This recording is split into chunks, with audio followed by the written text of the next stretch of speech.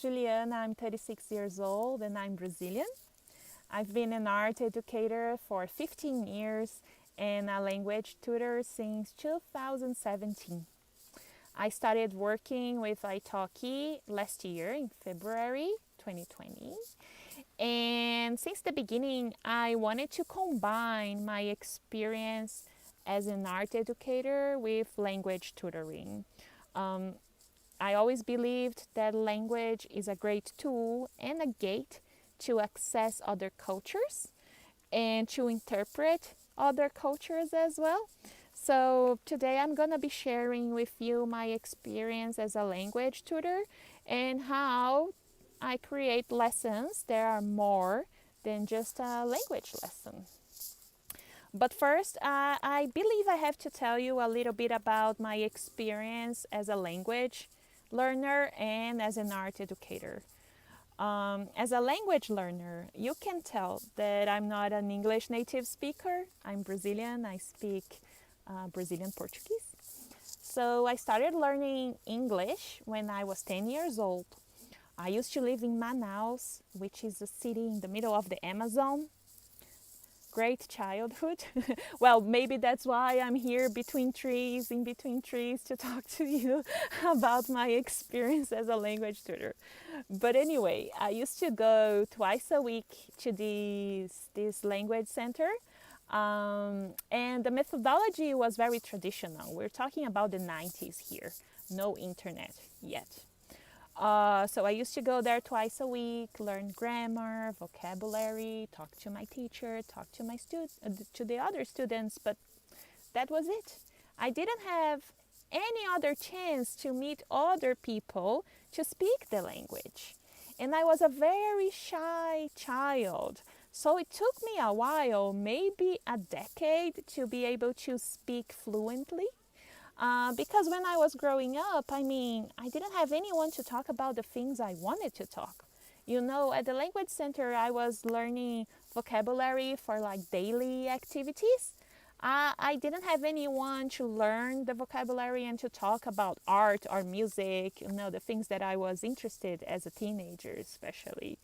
So I didn't get a chance to practice speaking that much.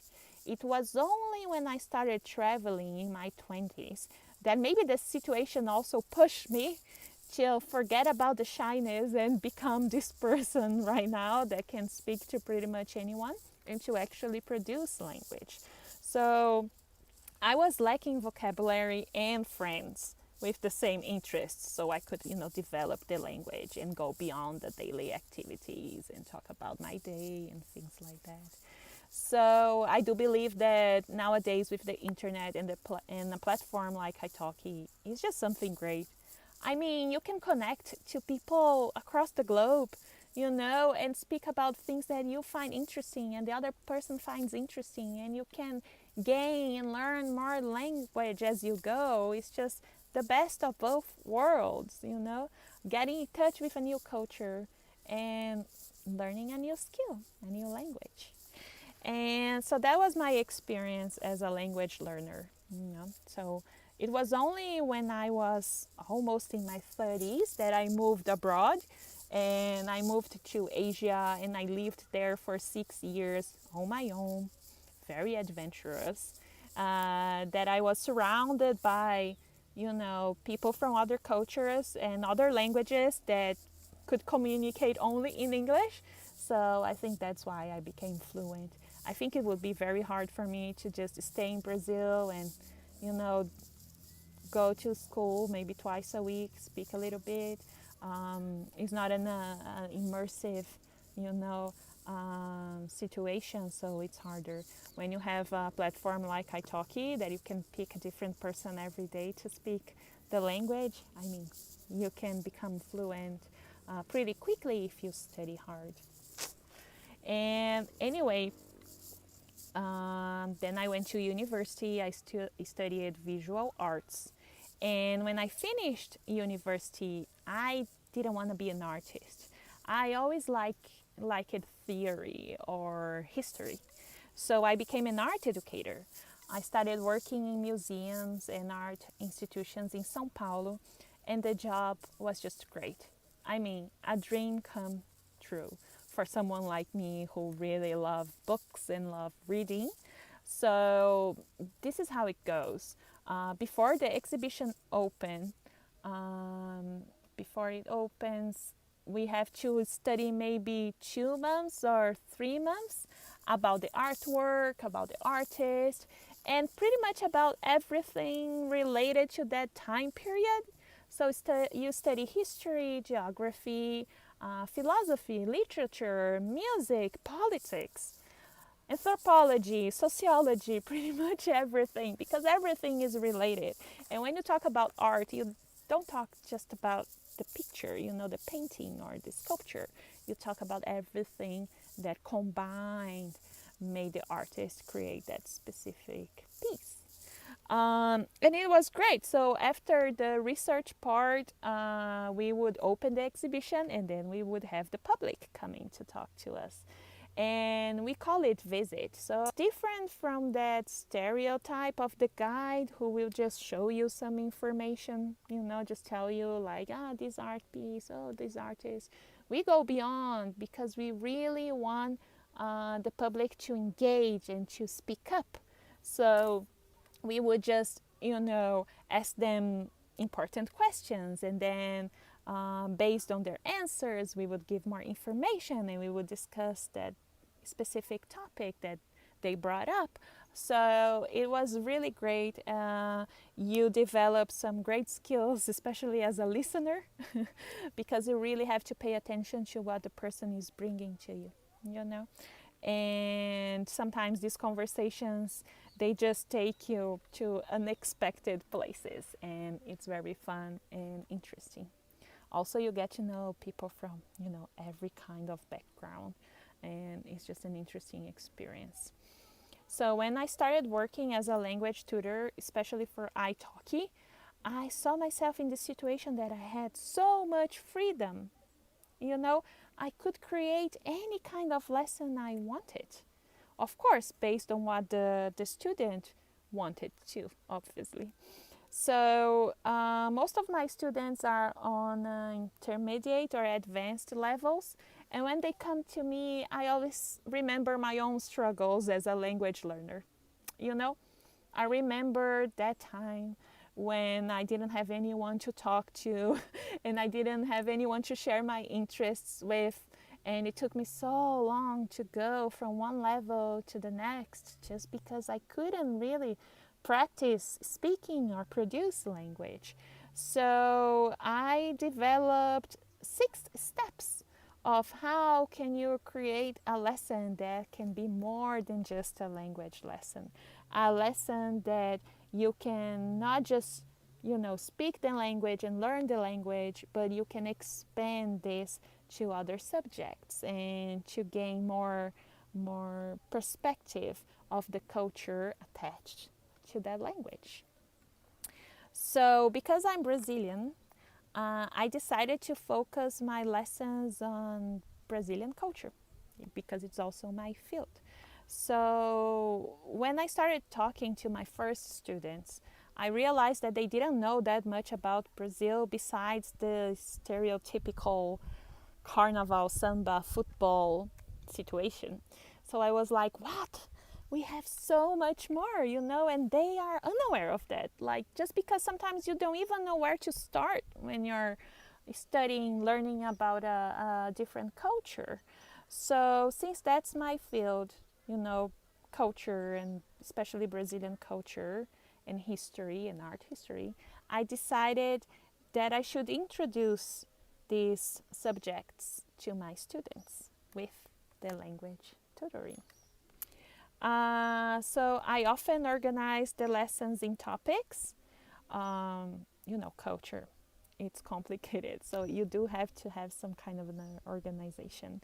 So I organize it in like Brazilian literature, and then I split it in a timeline or different styles.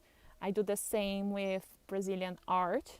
Then I have Brazilian cuisine that I organized according to the different regions of the country.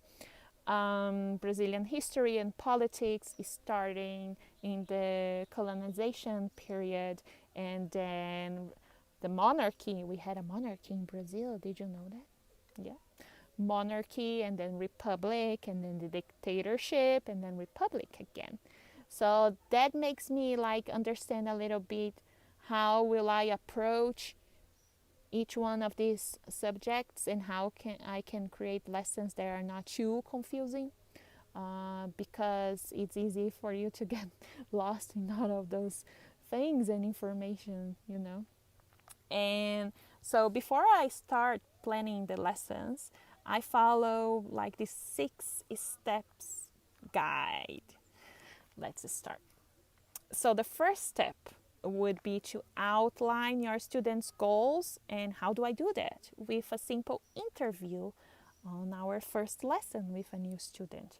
I ask important questions such as, why do you want to learn this language? Why do you find it interesting? What sort of conversation would you like to have in your target language, in this case, Brazilian Portuguese? Would I use this language to study, to work, to travel, to meet people, to make friends? And this interview will help the teacher or the tutor to create like a sketch of a teaching program that is consistent with the students' expectations. So this is like the first thing. Who is your student? Why is he there? And what is he interested in? So the second step would be to follow up with more questions, and then we will go a little bit into more personal things, like what do you find interesting, what kind of information do you usually look for, what are your personal interests, or your hobbies, and would you like to learn more about the history, the culture, the music, politics, food, or something else maybe. And here the teacher will really start to get to know the student a little better, and will have a starting point. And this step is extremely important, because based on this step, you can design lessons that are, interesting and fun. And because they are interesting and fun, this will contribute to the student to become more engaged and motivated during the lessons. So I think it's a very important step. The third step would be for the student to just help you to create a program of study, or like a syllabus. First, I think the teacher should just write down the topics with comments on why they chose those topics to work with the student, and then they should send this program to the student and wait for their tips, their inputs, so they can actually create the program together. And I think that's really amazing, because then the student will feel more part of the process. I don't want my lessons to be vertical, like a vertical relationship that I tell them what they're going to study, what they're going to do, and they just say yes. I want them to be part of everything, especially planning the lessons. And I think the only way to to do that is for you as a teacher to create like an outline, a little sketch of the program of study, and then send it to the student, and then get it right before you start the lessons. And now the fourth step, which is very, very important.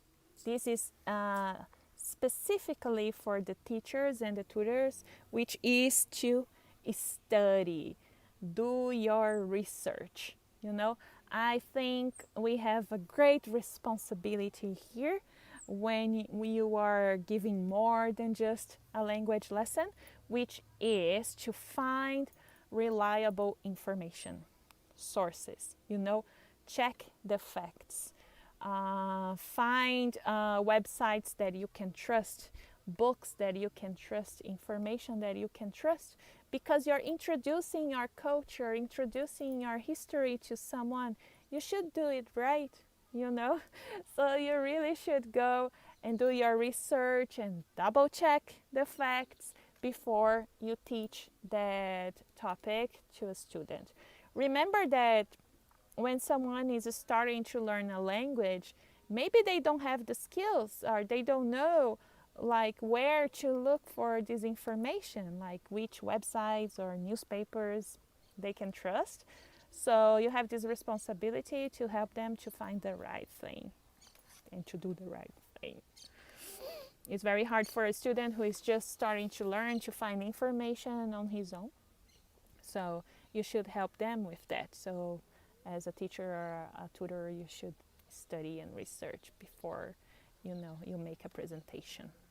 And then we go to the presentation, which is the fifth step, which is creating an interesting presentation.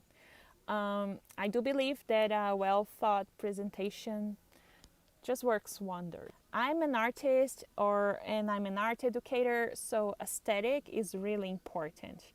And if you have a nice presentation with topic related pictures and texts, short videos and a glossary with new vocabulary, slang, expressions, and you have everything organized on this file, this will make the student even more interested, and you have all these little things to talk about besides the topic. They can illustrate the information you're giving them and discussing with them. And since you're not following a book because you're creating your own lessons, I think it's really important to have this nice file because this is your book. Every lesson you give to a student, it will add more and more chapters to your book, and the student will use it during the lesson, and after the lesson they can go back to it and review it, and they can add it to their personal library. So I think it's very important to create like a nice presentation.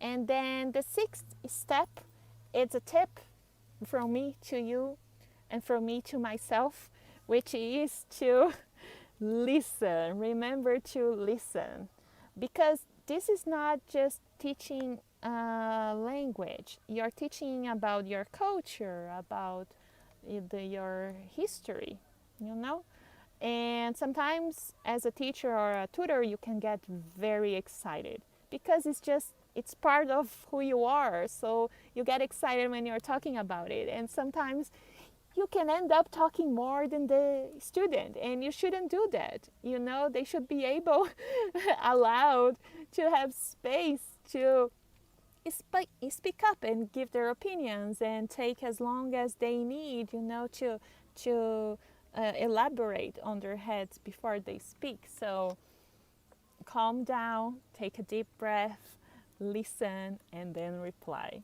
That's something I learned as an art educator, but I have to tell you the truth that sometimes I get super excited about something and I speak for 5 minutes and then I realize I didn't give any space to my student to, say anything, and I feel very bad about it. So calm down and have a nice conversation with your student. And talking about students, I have to talk to you about Jerry. So Jerry, he's an amazing guy. He's American. He's a polyglot. He's even an italki celebrity. And I've been teaching him for over a year now. He's learning Brazilian Portuguese. And we have really fun and interesting lessons. Since the beginning, Jerry just told me, I just want to, practice the language. Like, I don't have anything specific that I want to learn about besides speaking the language. So I told him, let's create our own study program, So I decided to just teach him about Brazilian culture. And not just Brazilian culture. Of course, we go to like Brazilian folklore, Brazilian cuisine, Brazilian history, politics, art. But we also talk about Renaissance art, or like structural racism.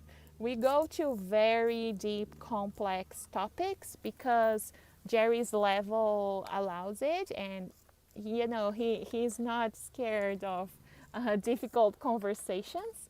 And Next, after I finish talking, I'm gonna show you some excerpts of the last 2 lessons I had with Jerry. They were about the dictatorship in Brazil. So here we are again talking about politics. And the dictatorship happened in the 60s, 70s. And curious enough, during the dictatorship, a very repressing, contained period. In my opinion, the best music to ever come from Brazil, started in that period during the dictatorship.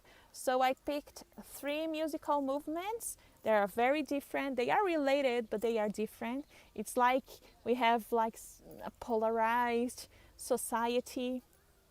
It's nothing new, right?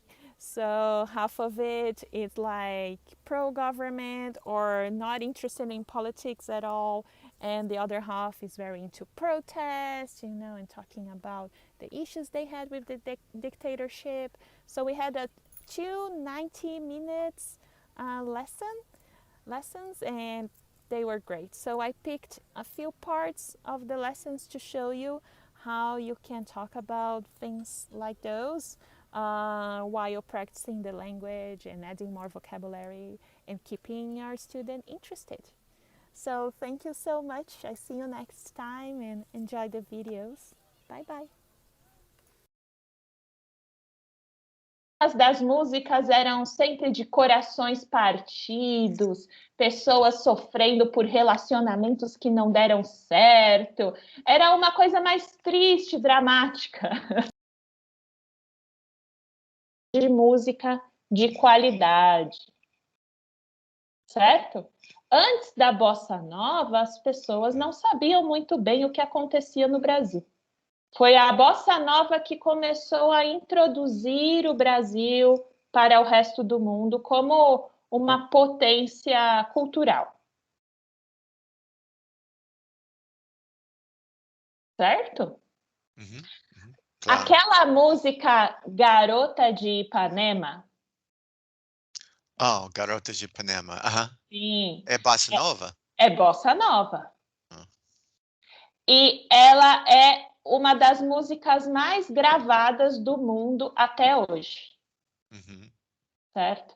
Então, ela alcançou um lugar muito, muito grande de fama e se tornou parte da identidade brasileira, digamos assim.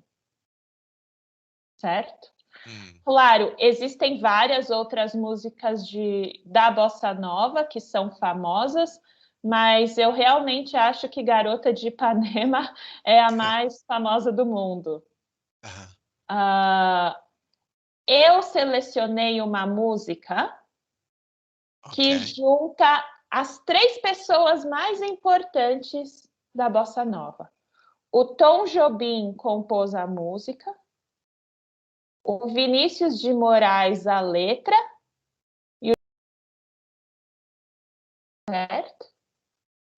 Então, vamos ler a letra e você me diz o que você achou. Aí nós podemos escutar a música. Ok. Vai minha tristeza e diz a ela que ela não pode ser. Diz-lhe numa prece que ela regresse, porque eu não posso mais sofrer. Chega de saudade. A realidade é que sem ela não há paz. Não há beleza, é só tristeza e a melancolia que não sai de mim. Não sai de mim, não sai. É bonito. Mas se ela voltar, que coisa linda, que coisa louca. Em esses festivais, então, nós temos muitas músicas apresentadas, né? E uma delas é Cálice. Cálice. O que é cálice? Cálice é um tipo de copo que você usa para tomar licor, Oh, ok. ok? Mas a Cocktail palavra glass. cálice é como uma taça, né? E a palavra cálice também soa como cálice, como shut up. Entendeu? Cálice. O som é o mesmo. E o Chico Buarque escreveu essa música, tá? Em que ele fala: afaste de mim esse cálice. Então, ele escreveu Muito interessante. cálice, como se ele Cálice. quisesse parar de beber, né? Mas, na verdade, ele está falando: não me silencie, não me mande calar a boca. E os censores, né, as pessoas da censura do governo, não perceberam. Entendi. Mas para hoje eu escolhi uma outra música que é do Caetano Veloso e que virou um hino dessa época, né? Então, se você puder ler, nós podemos discutir a letra. Ok. Caminhado contra o vento, sem lenço e sem documento, no sul de quase dezembro eu vou. O sul o sol se reparte em cremes. Espaço naves, guerrilhas. Isso, guerrilhas. Guerrilhas em cardenales bonitas, eu vou. Em caras de presidentes, em grandes beijos de amor, em dentes, pernas, bandeiras, bomba e Brigitte Bardot. O sol nas bancas da revista me enche de alegria e preguiça. Quem lê tanta notícia, eu vou.